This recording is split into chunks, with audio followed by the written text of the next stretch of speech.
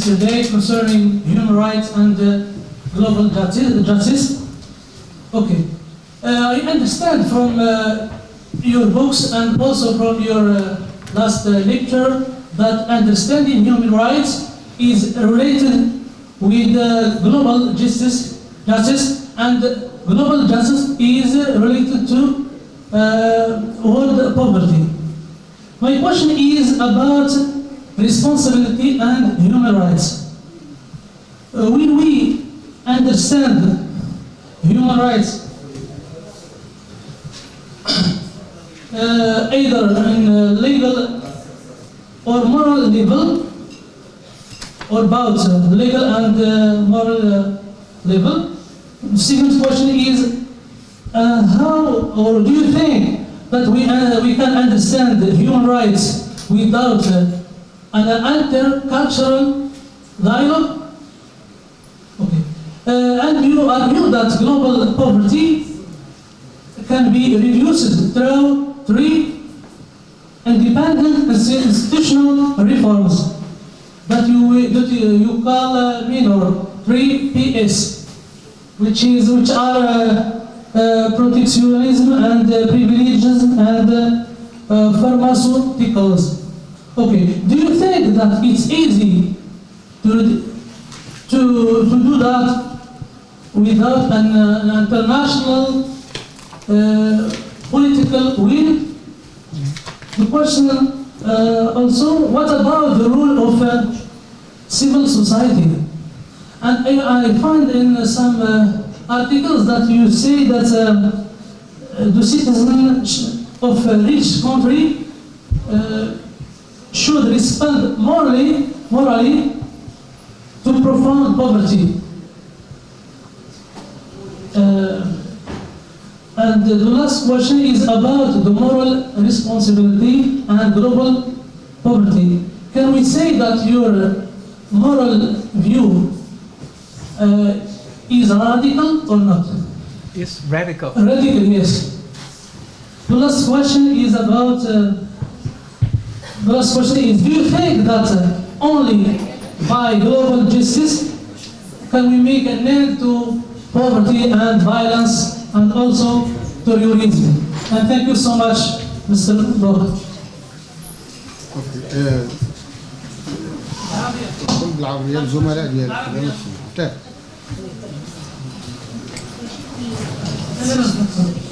بالعربية سأحاول أن أختصر. في البداية شكرت على حضوري، شكرت بذلك الأستاذ. طرقت المسألة الأساسية هي أن فهم حقوق الإنسان فهو مرتبط بالعدالة العالمية والعدالة العالمية كذلك مرتبطة بالفقر أو في المستوى العالمي. فكان سؤالي هنا حول فهم أو حول المسؤولية وحقوق الإنسان. هل يمكننا فهم حقوق الإنسان يعني في مستواها فقط القانوني أم في مستوى الأخلاقي أم هما معا؟ والسؤال الثاني مرتبط بالحلول التي قدمها مسيو بوغو متعلقة بالحد من الفقر العالمي. فهو طرح ثلاث عناصر مستقلة، وهي الحماية والامتيازات ثم مسألة إعداد الأدوية أو صناعة الأدوية. فكان سؤالي هنا: هل العملية ستكون سهلة في غياب إرادة دولية سياسية؟ ثم طرحت سؤالي هنا حول، لأنه أشرت بعض الكتب في بعض المقالات إلى دور الأفراد في المجتمعات الغنية في دورهم في هذه المسألة ديال الجانب الأخلاقي، المسؤولية الأخلاقية. ثم سؤال دور المجتمع المدني في السياق. والسؤال الأخير حول المسؤولية الأخلاقية المتعلقة بجلوبال بوفرتي، يعني moral responsibility for global poverty. أن هذا تصور بوغ هل يمكن أن نعتبره أنه تصور راديكالي؟ وكان السؤال الأخير هو: هل أن العدالة العالمية ممكن أن تكون حلا للعنف الذي نراه الآن في العالم ثم للإرهاب؟ I will do my best. So first, when you ask, are human rights moral or legal? Of course, we are interested in both. We have legal human rights, and they are enshrined in many constitutions and also in the UN documents.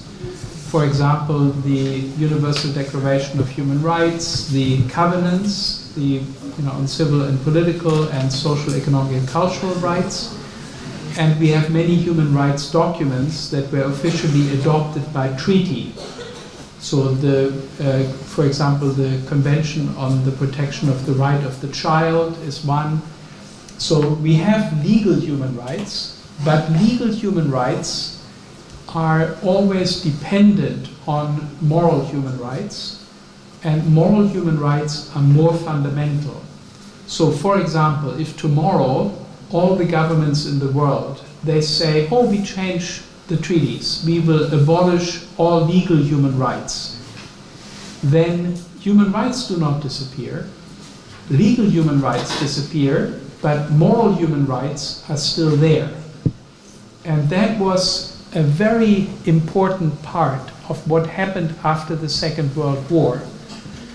The Nazis, right, my country, the Germans, they committed very bad crimes, and the human rights were instituted after the Second World War.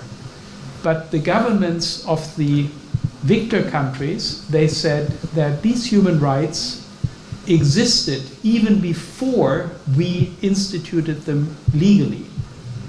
They said these are internationally recognized human rights, which means that in 1946 we recognized them, or 1948 we recognized them, but even before we recognized them, they already existed. And if future governments ever de-recognize them, they will still exist. So what ultimately matters are the moral human rights, and the legal human rights are merely tools to implement and to realize the moral human rights. So I'm not a positivist. I believe in there being real moral human rights. Now that gets to the intercultural dialogue, which was your second question. So basically, what are moral human rights? That depends on an argument or a dialogue that we have together across cultures, where we have to listen to each other and determine through dialogue, through discussion, through argument, what these human rights are. And here, of course, we have to listen to other cultures. It may be that something that seems very important to us is important in our culture, but is really very idiosyncratic. It's not important in another culture. So it is important here, if we are talking about human rights that are essential for all human beings, that we have taken all different ways of life and all different cultures into consideration. And that means we should, in formulating human rights, be economical. We should not put all our favorite things onto the list, but we should only recognize as human rights those things that are important from all different cultural points of view. So give a lot of importance to a relatively small list of human rights. I think the Universal Declaration is a wonderful document. It is a very good start. It was formulated in an intercultural way. So there were people from different cultures involved in drafting the Universal Declaration. And I think it is, given the time, 1948, it is an excellent document. It gives you the essentials of human rights without putting in all sorts of other stuff that is maybe less essential and less central. So this intercultural dialogue is important, and of course it has two dimensions. One dimension is that you want to ensure that there is enough freedom for cultures to thrive, but you also want to ensure that cultures are not used to oppress the human rights of the individuals living in the cultures, right? So it's a dialectic. On the one hand, we want different societies to be able to live very differently if they so choose. We don't want human rights to make the whole world into a monoculture. But on the other hand, we also want no culture to oppress the individuals in that culture. So we don't want a country to say, freedom of speech, yeah, that's for the Americans, that's for the Europeans. In our country, we don't believe in freedom of speech. We think that's a bad idea. Equality of women, yeah, that's a European idea. But in our country, we think women should be kept with the cows. You know, that is something where we have to have a middle course between monoculture, where all countries are supposed to live up to the same standard, and a high diversity where every country has its own human rights. So that's the difficult dialectic, and I think the Universal Declaration is a successful document that steers in the middle between those two extremes. Okay, but of course the dialogue should always be open, right? We should never say this is the last word on human rights. We should always be open to listen to new arguments and to discuss more. So new things that have happened, for example, are rights, sexual rights. So now we have people, you know, homosexuality and so on. These are things that were not discussed in the old days, but are now much more prominent. So, and new rights can emerge and can be thought about, so we should always be open for dialogue. Then you said about moral responsibility. So here, the fundamental principle is that citizens are responsible for their own government. And that is true whether the government is democratic or not. Even if the government is not democratic, we have a responsibility. So I say it from a German point of view. We had Hitler in Germany, a dictator, very popular, but also not democratic. And nevertheless, the German people were responsible for what Germany did during that time.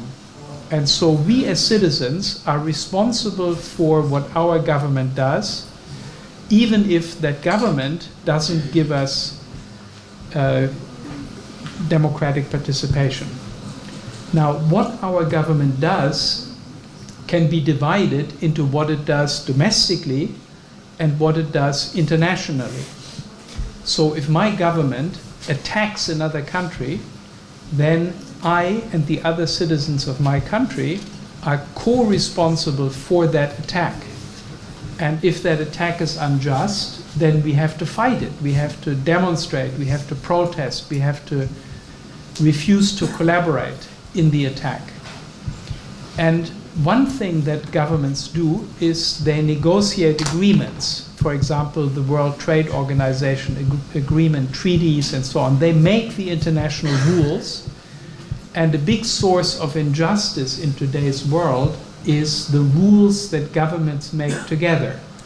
In particular, the strong governments, which have the greatest influence on what the rules are, the global rules. And again, we as citizens have a responsibility to ensure that the rules that our governments are making at the supranational level are just rules, rules that are justifiable even to the poor people of Cameroon and other African countries and Asian countries, Latin American countries, even if the governments of those countries are very weak and have very little influence. Now, is that radical? It's radical relative to the status quo, right? The status quo says that each government should represent the interests of its citizens and its corporations And it's perfectly okay for the strong government to arm twist the other governments into submission. It's perfectly okay for the US government to use its military and economic power to shape the rules of the international system to the benefit of American companies, to make the international economy favorable to the US business interests. I disagree with that. I think that the responsibility that the different governments have when they shape the rules of the global economy is a responsibility to take equal account of the interests of all the human beings in the world, whether they come from poor countries or from rich countries. So in that sense, it's a radical proposal, but if you think about it from a moral point of view, it's not very radical, right? I'm saying all people are equal. All people have equal claims on the design of global institutions. That's not very radical. That's French Revolution. This is sort of, you know, so it depends on what you compare it with. I think that in a different way, the world as we have it is radical. It's radically unjust. It is radically unjust by giving much more power and much more influence and much more benefit to a very small elite of super rich corporations and company owners relative to the large majority of humankind.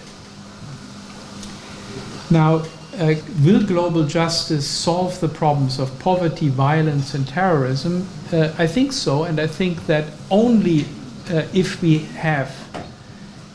make justice relevant to the design of institutions can we solve these problems. So long as we live in a modus vivendi world, in a world in which competing interests are using their power to get the rules that are favorable to themselves, right? It's kind of a contestation for power. Everybody tries to use their power in order to increase their power and then use the power again. You know, it's a competition for power. As long as we have such a world, we will not have security, we will not have any kind of economic justice, we will not have any kind of peace. We may have short periods in which there is little violence, but the danger of a big war will always be there. We will always live on very thin ice. Long answer. So, أبدأ من الأخير، من الفكرة الأخيرة. طبعا مبدئيا بالنسبة له أنه لا يمكن أن نفصل بين السلم والعدالة، وهذا موضوع طبعا فيه مساهمات كثيرة. فإذا أخذنا يقول بعين الاعتبار مسألة العدالة أثناء هندسة هذه قواعد النظام العالمي، طبعا النتيجة ستكون حتميا يعني قضاء على الفقر وعلى الإرهاب، ما دام أن الإرهاب منهاج الظلم، لأنه في هذا المطاف هو مخرج من مخرجات يعني الظلم الاجتماعي والاقتصادي. حتى لا أطيل كثيرا في كل تفاصيل. بالنسبة للفكرة المتعلقة هل هو راديكالي أم لا، وهل هو راديكالي من منظور أخلاقي؟ ليس راديكاليا. لماذا؟ لأن هذه القيم الأخلاقية التي ينادي بها هي ليست وليدة اللحظة، وإنما هي وليدة من الثورة الفرنسية، كما أشار صباحا طبعا لتاريخ الفكر الغربي الذي ينطلق من أهمية الثورة الفرنسية في بلورة الثقافة يعني الغربية، وبالتالي فما يقوله هو فيقوله الجميع، وبالتالي فلا يمكن أن يعتبر نفسه راديكاليا بالنظر لهذه الفكرة. لكن يعتبر نفسه راديكاليا إذا أخذنا المستوى الأول المتعلق بتصوره النقدي الجذري لطبيعة اشتغالات المؤسسات وللعقلية التي تشتغل بها الحكومات داخل هذه المؤسسات الدولية، بحيث أنه أعطى نموذج الولايات المتحدة الأمريكية كيف توظف سلطتها وقوتها والكل يصارع من أجل السلطة، لأن هذه السلطة هي التي تخول لوضع قوانين تكون عائداتها بشكل إيجابي على القوي. وبالتالي فهذا النقد هو لهذه المؤسسة يعتبر أن مسألة العدالة العالمية هي رهينة بإعادة إصلاح جذري لهذه يعني المؤسسة. في هذا المنحى هو راديكالي.